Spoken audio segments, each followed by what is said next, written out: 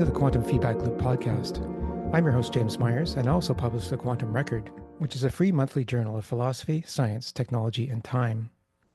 In this episode, it was a pleasure to catch up with Lindsay House after she spoke with us nearly 2 years ago. Lindsay is an astronomer at the University of Texas at Austin who is researching dark energy, which is a force that causes the universe to expand, but it's called dark because we can't see it directly with telescopes or other instruments. Comprising 70% of the mass of the universe, dark energy can only be detected by its effects on physical mass, and Lindsay has been leading 20,000 citizen scientists from 159 countries who are identifying galaxies with data from the world's third largest telescope. As Lindsay and other astronomers track the evolution of galaxies, many curious aspects of dark energy are emerging, including signs that it might not be exerting a constant force as has long been thought. In our talk, Lindsay discusses some of the latest thinking about dark energy and the work of her citizen science project. How soon some of dark energy's biggest secrets might be uncovered is unknowable, but much is being discovered with powerful new technologies. I hope you enjoy learning from Lindsay as much as I did in this episode. Well, welcome back to the Quantum Feedback Loop, Lindsay. It's great to see you. I can't believe it's been almost 2 years since we've last discussed dark energy and your activities with it. Yeah, agreed. I was thinking of back, but yeah, it's great to be back and to be chatting with you about dark energy and dark energy explorers. Yeah, so tell us about Dark Energy Explorers, the citizen science project that you started, and just wondering what's been discovered so far, how far back in time you've looked, how many people have been involved, and whether there's been any kind of new unexpected findings from it. Yeah, so Dark Energy Explorers is a citizen science project that I launched in February of 2021. So we just had our fourth birthday, and it's a NASA Zooniverse citizen science or participatory science project. So we get the public involved in classifying galaxies. And so it's a part of a bigger dark energy experiment project at McDonald Observatory, the Javier Eberly Telescope Dark Energy Experiment, which is helping to understand dark energy. And so essentially, what Dark Energy Explorers is doing is helping us classify these galaxies that we're getting from this dark energy experiment because we're an unbiased survey. And so we need to label all of these astronomical objects that we're getting. But as far as your question about Dark Energy Explorers, it's been really awesome the past 4 years. We have a community of about 20,000 people all around Mm, the world. They represent about 159 countries. mm. And Universe just recently launched a language translation. And so we have translated Dark Energy Explorers into 9 different languages now. And some of our team members have helped us because we have an amazing multilingual team, but some of our participants have also been really instrumental in wanting to have Dark Energy Explorers in their native language. So Wow. that's really awesome. That's Yeah. really impressive. Yeah, that many countries and that many people with translation as well. That's really impressive. And so when they're classifying the galaxies and understand the project was looking back, as you mentioned, I think before, was it 11 billion years back in time or 10 billion years back in time? Yeah, exactly. About a range from 9 to 11 billion 9 to years. 11, yeah. And so as they're classifying these galaxies, what is it in particular that they're looking for and what you're looking for and what you've discovered so far? So, if you are on Dark Energy Explorers, you're looking at the actual spectra that we're getting from the third largest telescope in the world. And you're really trying to find the real galaxies. Right now, the question we're trying to answer is whether it's a real detection or it's maybe a bad detection or something we want to remove from our galaxy sample so that we can do our science with just the galaxies. And so they're looking at the real spectra, those real images of the galaxies. And it's been really awesome. Through Dark Energy Explorers, we've been able to label about 250,000 galaxies. And so we have this huge sample that we're really excited. HETDEX finished taking data after many years in the fall. And so we're working on some exciting cosmology results we hope to have soon. Yeah, okay. And what are you doing with this data? How does it inform you about dark energy and dark energy's behavior? And I guess maybe we should talk about what dark energy is. I mean, we hear the term dark energy And the word makes us think that it's mysterious or maybe not so good, but it is, I think, something that's essential to the universe. And so maybe you could just explain at the same time as what you're doing with the data, what dark energy is and what it's telling you about dark energy. Yeah, so it's a little confusing because all dark energy is this name that we've given to this thing that we really don't understand, right? Right. And so it gets its name dark because it means we can't directly see it or we can't observe it, but we can observe how it's affecting other objects in our universe, like those galaxies that we're collecting. So with the head dex experiment, we're trying to create a map of the universe with these galaxies. So we can see how the galaxies are changing throughout cosmic time, to be able to really understand how those galaxies are expanding away from each other. And so that's where dark energy gets its last name, which is energy, because it's causing the universe to expand at an accelerated rate, which we think. And so those galaxies, we should see them in our map of the universe moving away from each other and really kind of changing the structure of the universe through cosmic time. Right. Okay. So you're looking at these galaxies in terms of the effects that dark energy is having on them because you can't see dark energy directly. So is dark energy, is it right to think of it as a force that's kind of pushing physical matter around or distributing physical matter around, the opposite of dark matter, which is a force that's drawing physical matter together? Is that a good way of seeing both dark energy and dark matter? Yeah, exactly. Yeah, I think that's a great way to distinguish them of dark energy pushing things apart while dark matter pulls things together. Although it's not necessarily like pushing it, it's more so creating more space, Hmm. which is so hard for our brains to wrap our minds around. But it's almost as if you're just creating a bigger room and then things move into that room versus Yeah. pushing things into the room, if that makes sense. Okay, that's very helpful. Yeah, I didn't realize there was that distinction, but it does really make it more helpful to understand. It's kind of adding space in between the physical objects. Yeah, exactly. Yeah.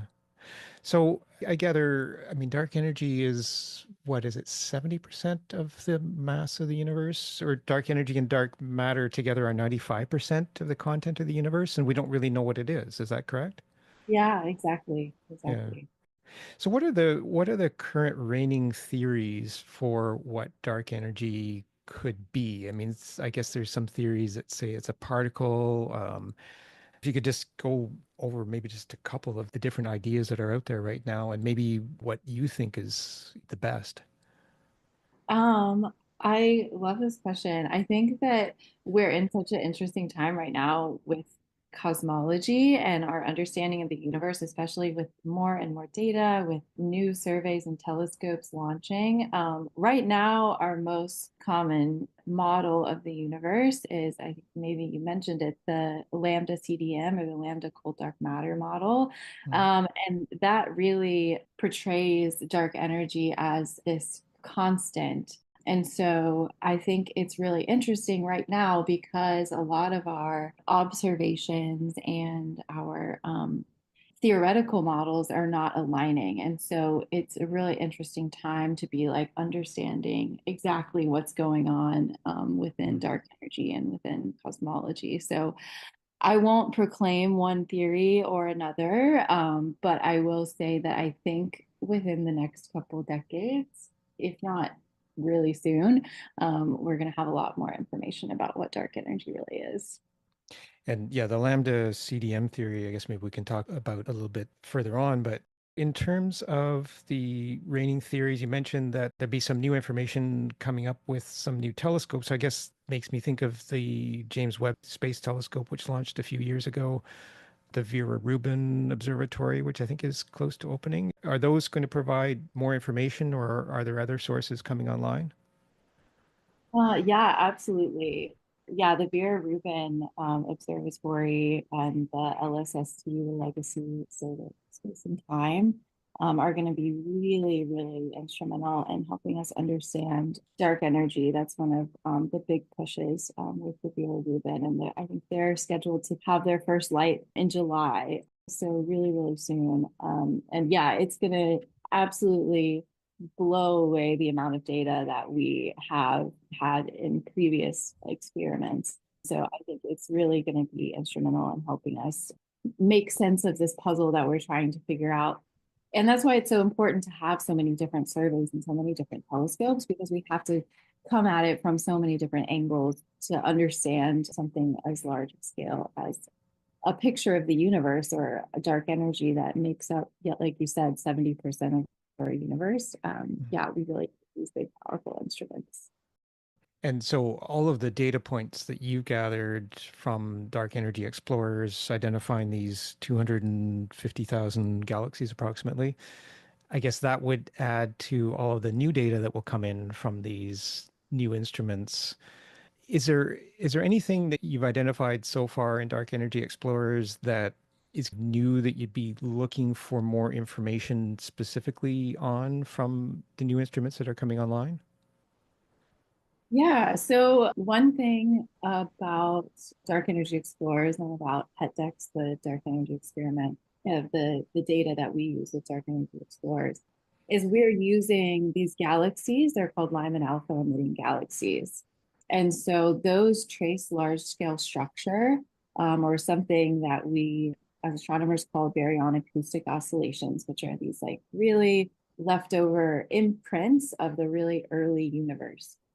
And so that is one way, one cosmic probe to help us understand dark energy. And so we can use that technique, and that's what HETDEX is using. Vera Rubin Observatory, I believe, will also use that technique, but they'll also discover supernovae that act as standard candles. And so they can use a different technique to essentially understand the same thing. And so I think that's another reason, in addition to more data and new data, it's actually different techniques to help us understand the same thing. And so that we can actually have these cross checks and make sure that all of our data and theories are really making sense all together. Interesting. And so you mentioned supernovae. These are the explosions of these giant stars, much bigger than our sun, I gather, that when they run out of fuel, they collapse, and then there's this massive explosion, and they blow all sorts of elements out into space with tremendous energy. And you mentioned standard candles, and my understanding of that is that certain types of supernovae have a particularly regular period under which, like a pulsing kind of period under which they emit energy. Is that correct? Yeah, it's more so, yeah, how they're emitting light and how we can capture that big Right. explosion throughout the universe. And we can use that. Yeah, we call them standard candles, that light throughout. Okay. And so speaking of supernovae, I've read that researchers led by Professor David Wiltshire advanced what's called a timescape model of dark energy, suggesting that it's dark energy that slows the effects of time at different rates in different regions. And maybe it's a view that says, as I understand it, that dark energy sits in the cosmic voids, like these void patches, and accounts for the expansion of space, which is what you had talked about earlier. I'm just wondering, do I have that kind of timescape model understood correctly? And how does that differ from other models that people are exploring for dark energy? Yeah, I've heard of this one. So the timescape model, it really tries to consider the impact of the gravitational time dilation, where almost as if you had like a clock in low gravity, it would tick faster than those in like denser regions within the universe. Hmm. I don't know as much about that one. I will let Professor David Wiltshire talk about that in definitive. But I know one thing for sure is that the theory is challenging that lambda-CDM model that we have been talking about, which really relies on dark energy to explain these supernovae measurements and this accelerated expansion. And so I think that is the big Hmm. underlying we're seeing right now is a lot of our new discoveries and our new observations and our new theories are all really challenging this lambda CDM model, and they're not quite aligning like we've believed them to align for many years. Yeah, and we've recently written in the Quantum Record about how it's been recently observed that the expansion of the universe is actually slowing. So I guess it was in 1998 that it was discovered that the universe was not just expanding, but the expansion was accelerating. And now there's this anomalous evidence that shows that the acceleration is decreasing. And I think there's some discussion that dark energy might be contributing to that change, which again, I guess, as you said, would challenge the lambda-CDM model that there's this constant rate of acceleration. Yeah, exactly. Yeah, I think I remember reading that as well. So that was Hmm. from DESI, a different dark energy survey. And Right. so they've had some really awesome, interesting results too that I think I also remember reading that they're really excited about these results and they're taking more and more data and they're going to continue to get a more robust statement. But I also think that the issue with a lot of these big experiments is that, which is a really frustrating answer. I understand, but is that we have these huge error bars to be able to take a picture of something as large as the universe. We can't get this really perfect, satisfying answer that everyone really wants of what exactly it is. And so I think with all of these experiments and with DESI, we do have these discrepancies of like these different methods and the ways to analyze these different results. And that's why we're attacking it from so many different angles. But I know that they have a lot of really awesome, exciting results that are coming out that we should also talk. And yeah, DESI, as you mentioned, that's the telescope, and it takes 5,000 simultaneous images of galactic objects every 20 minutes. So it's a tremendous amount of data, I guess. Yeah, I understand they looked at the expansion of 15 million galaxies and observed the slowing. But maybe just tell us what some of the signatures of dark energy are when you're looking for signs that it's adding space, which moves physical objects around. What kind of signatures are you looking for? And how do you make sure, you mentioned that you're checking to make sure that it's not caused by some other thing. Tell us a little bit about that process of what you do to ensure that you're looking at dark energy and not something else. And is machine learning involved with that and other technologies? Yeah, that's a great question.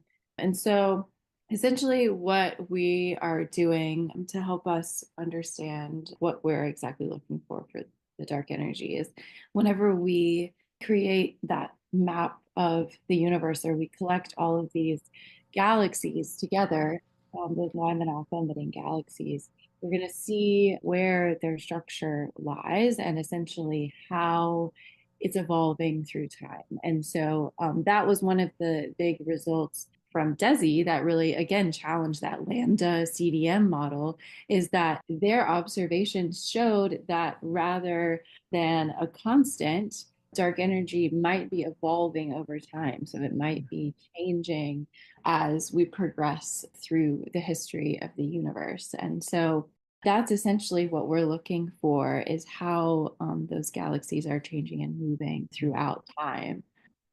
Right. Okay. And that's why you're looking back over a period of time, to, I guess, to look at those signatures over that period of time. So how is technology helping in this? Is it machine learning or is it other things that are helping to filter out other causes or there are other possible causes?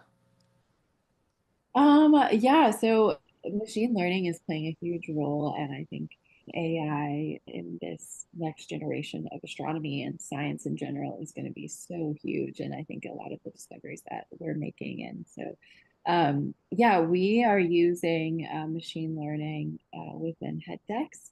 So that has been a big part of using machine learning with dark energy explorers. And so what we essentially do is that we've built this pipeline of the public classifying these galaxies, and then we can use those labels of those 250,000 galaxies from the public to be able to train our machine learning and to be able to actually interpret the outputs of the machine learning.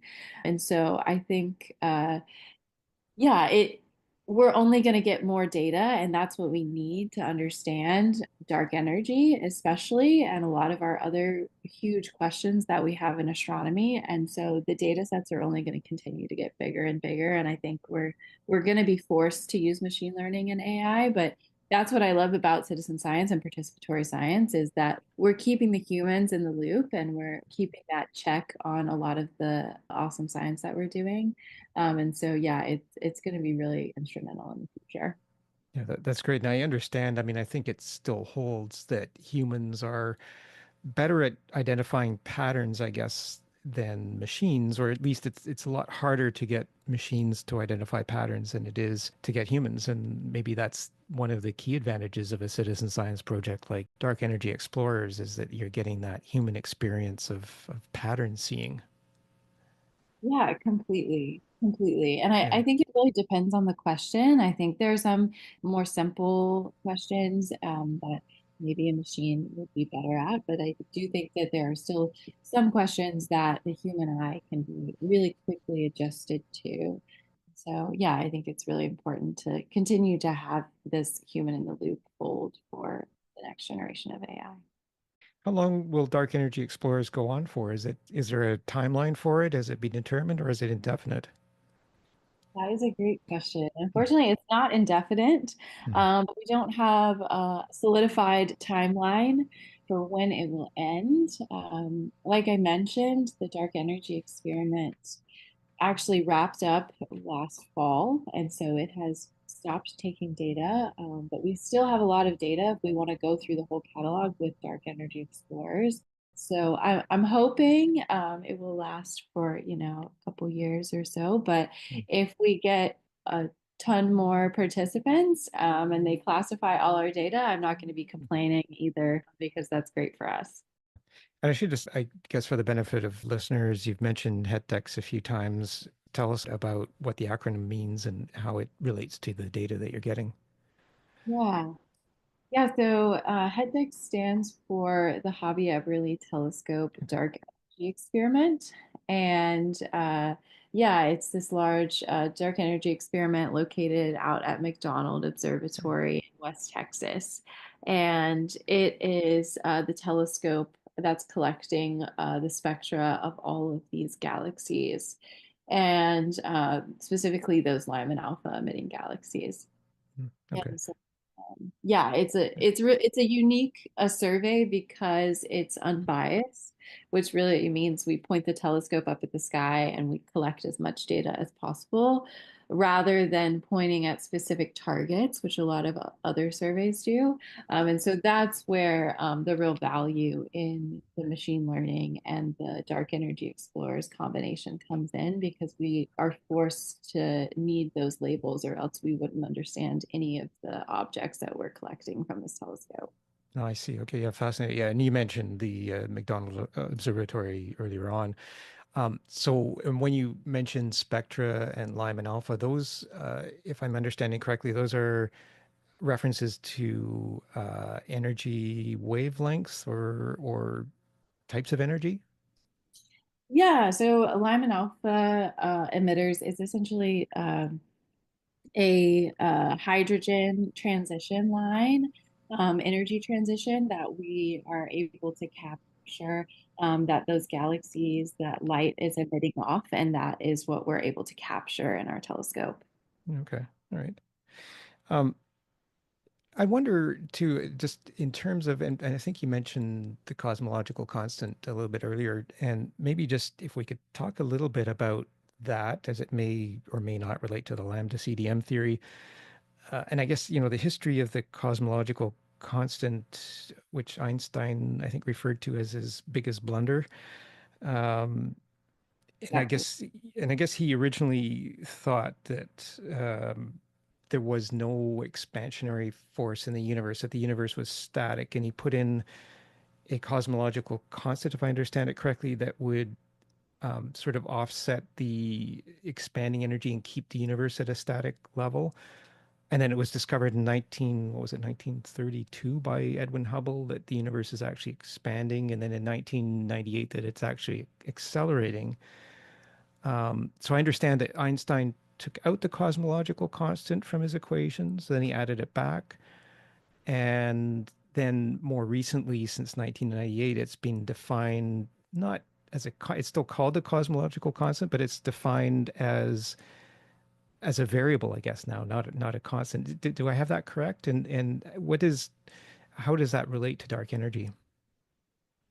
Yeah, these are all great questions.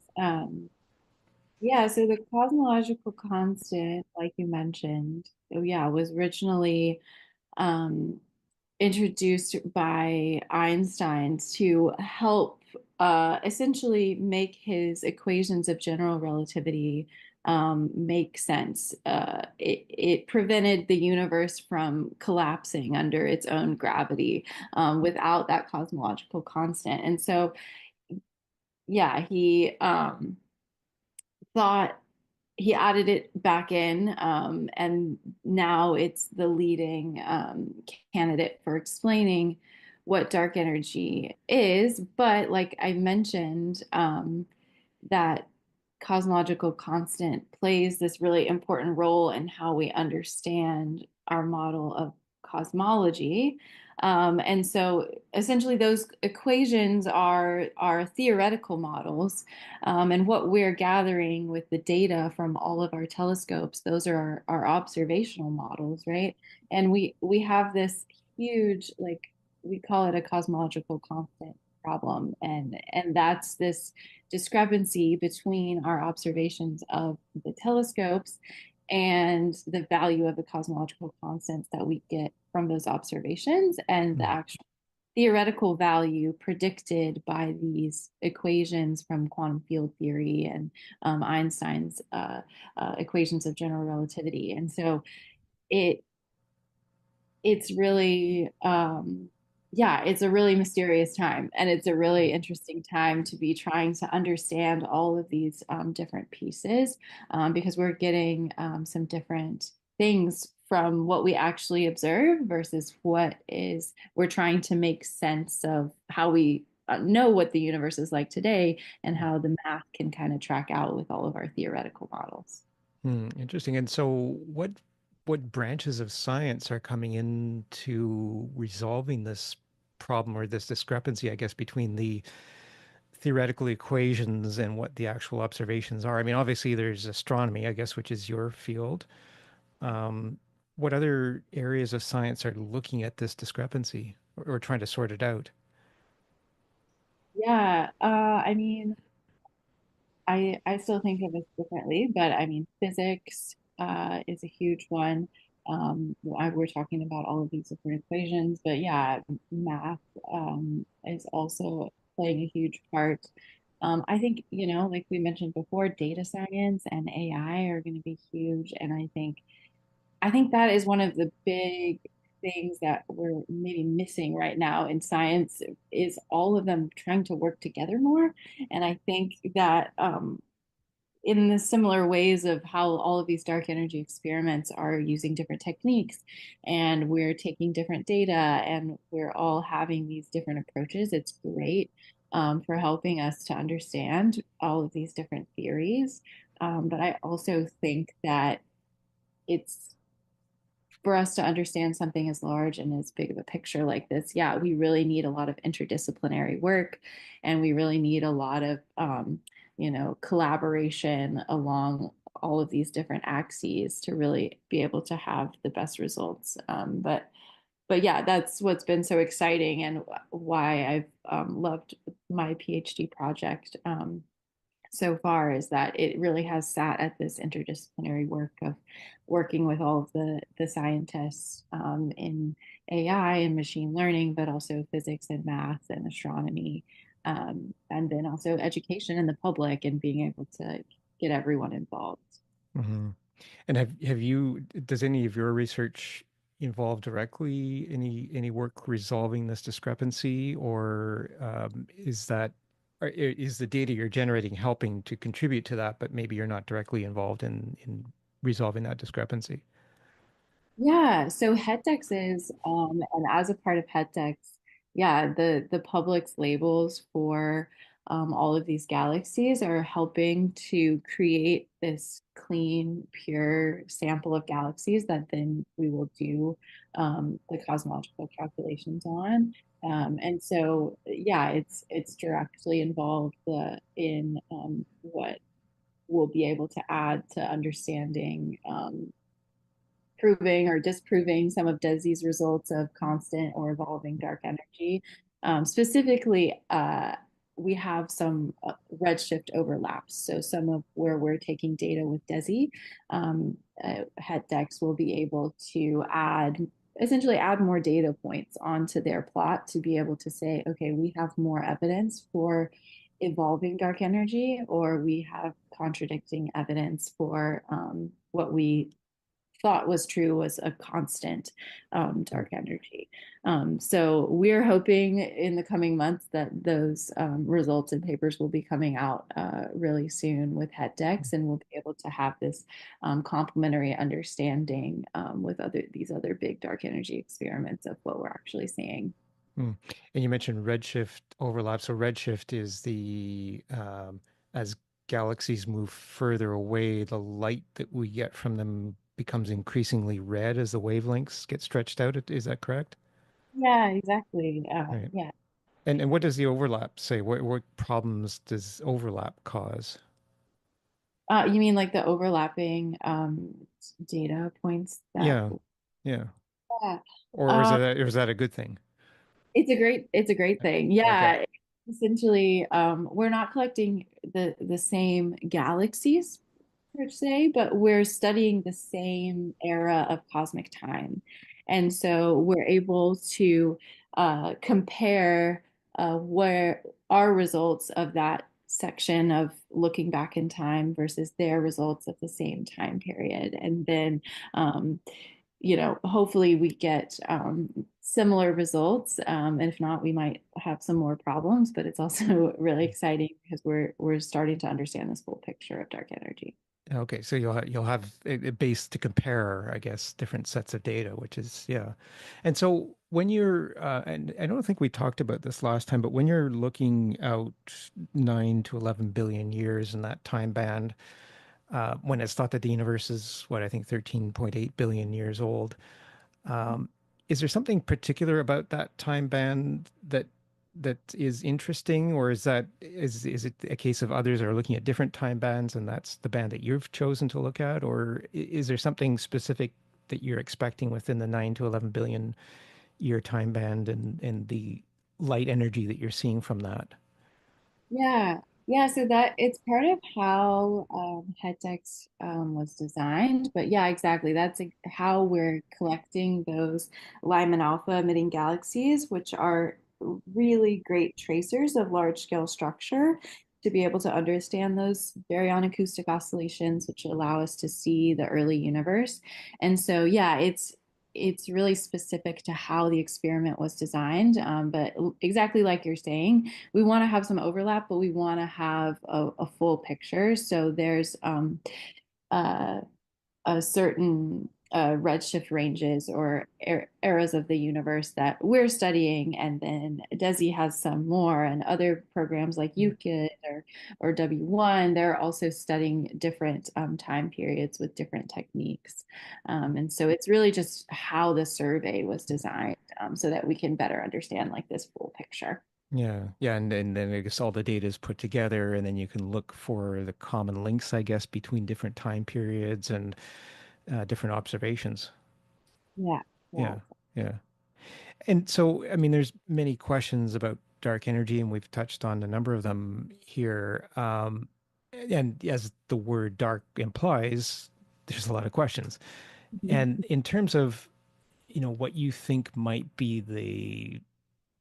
the first big question to be resolved, whether it's tomorrow or next year or 5 years down the road, is there something that you're seeing on the horizon that could be sort of the first big clue to be resolved about dark energy? Yeah, that's a great question. First big one. Well, I think the biggest one right now is whether it's constant or it's evolving. I think, before a few years ago, we were pretty set on, okay, constant dark energy. We're all going to use lambda-CDM. This is our model of the universe. and but that's what science is all about. It's about asking questions and challenging these theories and assumptions that we've had for so long. And so I think that is the huge question right now of whether it's constant or evolving. And I think that those are the big results that we're going to see really soon, I think, is whether we're going to have more evidence for this constant or evolving dark energy, which is really Hmm. exciting. And if it is evolving, maybe as you know, these observations I mentioned of the universe's expansion slowing, indicating maybe some evolution, is there any theories as to what would be causing the evolution? I mean, it could be random, would it? Yeah, I don't think I would go as far for it to say it would be random, but I think we have no idea. We're not quite there yet. Yeah, and to be able to even understand this small piece of the puzzle, I think that that's the next generation of science questions for Yeah. sure. Yeah, I guess yeah, if it's observed that it's evolving, or if it's generally agreed that it's evolving, I guess then the next question would be what's causing the evolution. Yeah. Yeah. So when we first met almost 2 years ago, we spoke about the important contributions that citizen science makes to research, like the Dark Energy Explorers project that you've been managing, and how citizens help to unravel some of the universe's mysteries. And you know, you mentioned the 250,000 galaxies that have been labeled, which is fantastic. And so, as a busy PhD researcher, you take time to serve on the executive committee for the American Physical Society's Forum on Engaging the Public. And I wonder if you could just talk about what the committee does to engage the public with science and why that's important to you, maybe not just in your research, but also in other respects. Yeah. Yeah. Well, I actually just defended my PhD last week, so no longer a PhD student researcher, which is exciting.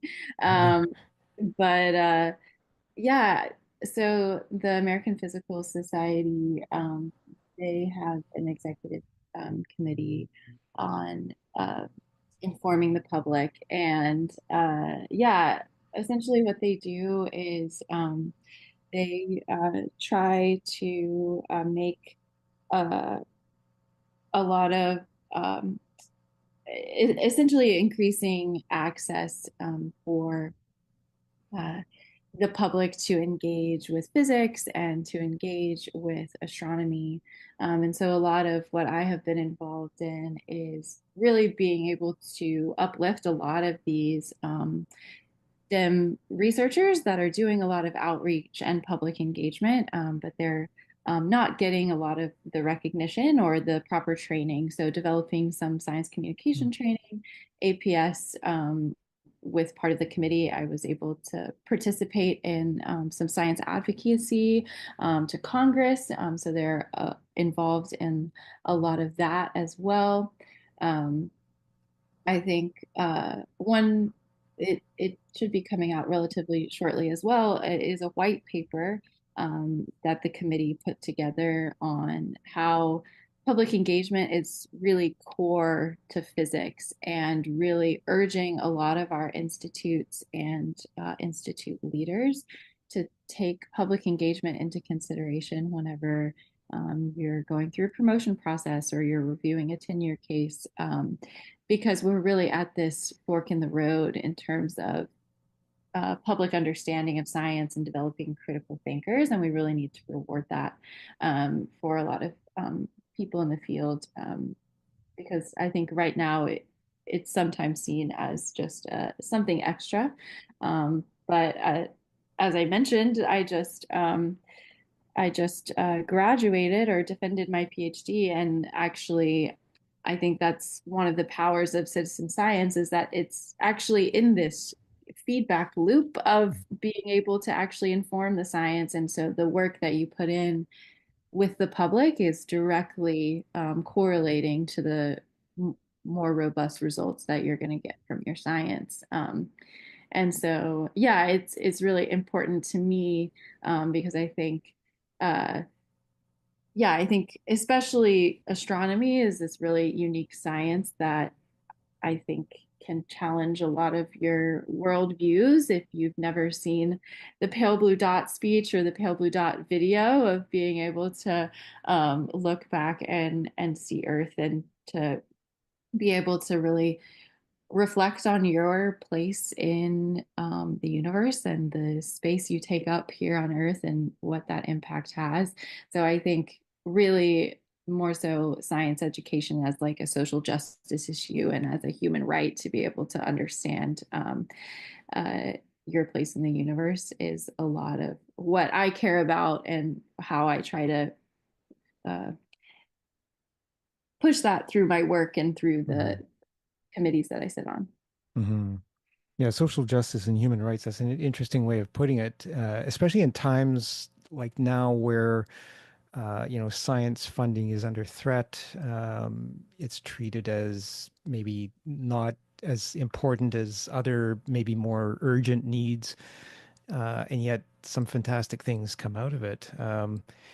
So, in terms of engaging citizens with science, which is something that we at the Quantum Record and on the Quantum Feedback Loop podcast, I mean, that's our goal, is to make sure that people understand or engage with science, especially when there's so many complexities now. Like it's fantastically complex, and there's many branches of science, and they're all looking at things from a different perspective. And it's especially important, I think, to be able to explain this to people and what the relevance is to their daily lives, either now or sometime in the distant future. In terms of what you've seen as people engage with dark energy explorers, you mentioned there's 20,000 people from 159 countries. Have any of them become particularly engaged? Have any of them really stood out in terms of what they've been able to contribute? Yeah, absolutely. We have some absolute rock star volunteers that are so dedicated Well, to our project, which has been awesome. They've done, thousands of classifications on their own and even helped us. One particular is Nathan Bell. He's been incredibly helpful in our project and helping monitor some of the talk and the chat because, yeah, I think one of the most effective things is it's really easy to see 20,000 people all over the world and have all of these numbers. But we've tried to do a lot of public engagement that makes them not only feel a part of the project because they're classifying the actual data, but hosting some Zoom nights where we give them tours of the telescopes, or we had a sticker competition to determine our logo, and so that's how we did our logo was soliciting drawings and designs from our participants, and so that has been a lot of fun and just some of the ways that we've been able to engage as a full group. But most recently, like I mentioned, a lot of our participants have reached out to want dark energy explorers in their native language and have helped translating the entire project into their native language. And so that has been really awesome that they're that excited that they want to translate it and then be able to share it with others. And so that has been really cool. And so yeah, we have some really dedicated participants. It's awesome. that's fantastic. And in terms of, the kind of participation that you're seeing across different areas of the world, is there any notable differences or interesting things that you're seeing, for example, from your American participants versus your participants from Africa, or is it, are you seeing any interesting differences in terms of the way people approach the questions? Yeah, no, that's a great question. No, we haven't, although that's not something that I've looked into a ton, but yeah, we should to see because that's a great idea in terms of just making sure we're listening to our audience and to our participants and making sure that the project is serving what they need and want. Yeah, yeah, it's I mean it's great that you're involving people and that people can actually make real contributions to science, because I think and it's empowering, I think, to people to think that that can be done. And I guess in terms of history, I look at citizen scientists like Pierre de Fermat, who was a lawyer, in what the 1700s, and Srinivasa Ramanujan in the early 1900s. These people who didn't have any necessarily scientific training, but contributed amazing things to mathematics and other areas of science. And so it'd be really interesting to see if some of these dark energy questions are solved by citizen scientists. What do you think? Do you think there's a possibility? Yeah, I mean, I think they're all of our 20,000 of our participants are already on their way to helping us Yeah. understand what our results are with head decks. They have been truly instrumental in the project being able to be as run as well as it has, and so that's really exciting. Mhm. And yeah, I think there's so many other amazing citizen science projects out there too. And I think with, like I mentioned, the Vera Rubin telescope, there's going to be so many more citizen science and participatory science projects that are launching really soon, with a lot of different objects answering some really cool questions. But you did mention the empowerment piece, and I think that is really important too, in terms of that's a special interest of mine in terms of uh, the project and having things at museums. So yeah, we've tried to incorporate dark energy explorers in some museums, and we're in the Texas Natural History Museum here in Austin, and we created an exhibit out at McDonald Observatory. So when people come visit the telescope and they see the third largest telescope in the world, then they can go to the exhibit and they can actually like swipe on dark energy explorers and already directly be involved in the project and see the data and really try and connect this like empowering feeling of seeing this huge feat of engineering and like looking back in time and space and then being able to directly participate in the project. I think is another one of those things that means a lot to me in terms of the empowerment of creating someone's like STEM identity.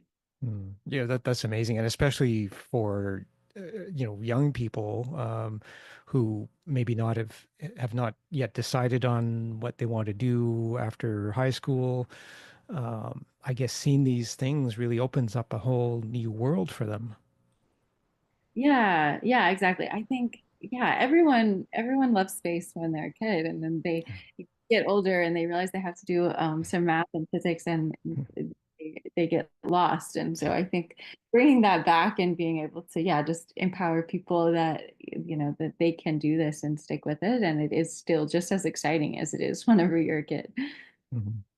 And do you track or keep data on how many youth are participating in Dark Energy Explorers out of the 20,000, or is that something that you can't determine? No, we don't. So as part of Zooniverse, they don't collect like demographics like that. But we do advertise. I mean, I've been to like eighth grade classrooms, high school students.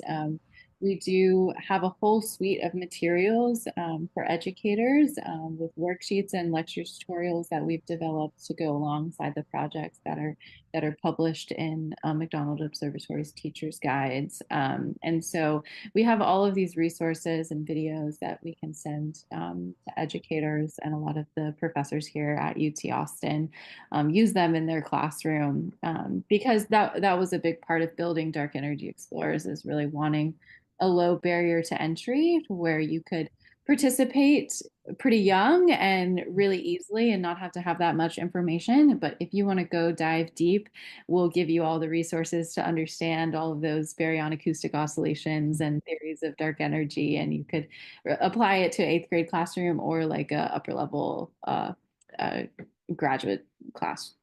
Yeah, that's amazing. It's so good and encouraging to hear that what you're doing relates as much to youth as it does to people who have a lot more experience, I guess. And I guess, I mean, I grew up in the era before the internet, so I didn't have access to any of this sort of information. So it's great to hear that youth are being motivated and involved in the process too, with the teaching materials that you mentioned and the outreach that you're doing.